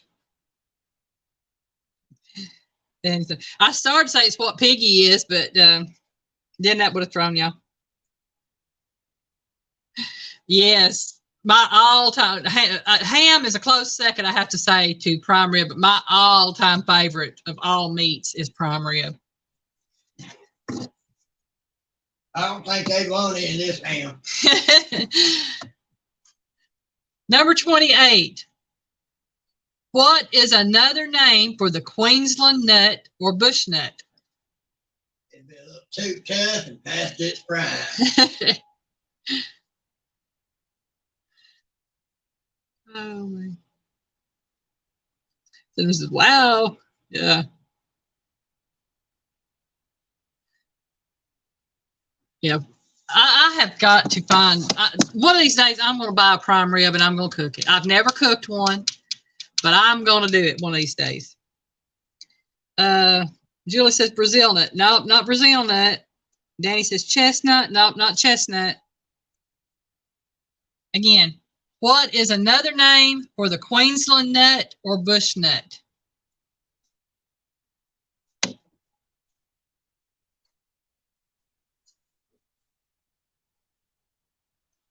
I know one ain't nice.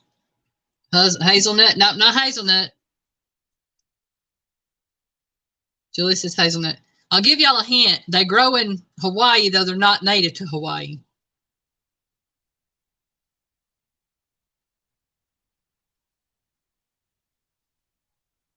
And Roseanne Barr owns a farm of them. Or used to. I think she still does. Danny Stone said macadamia. Macadamia, it is. Sorry, Rita, you came in right behind him. And Miss Rita got macadamia. Macadamia nuts are good, y'all. Yes, they are. All right, let's see who knows the last two. Number 29. A pimento is what type of vegetable?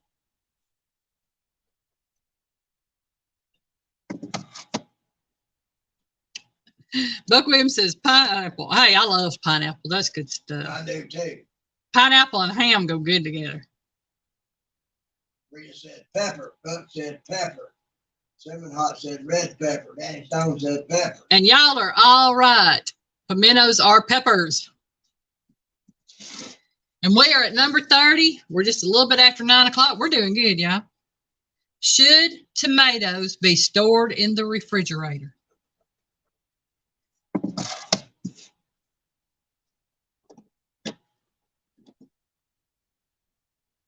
And Anita, welcome in, sweetheart. And she says pepper.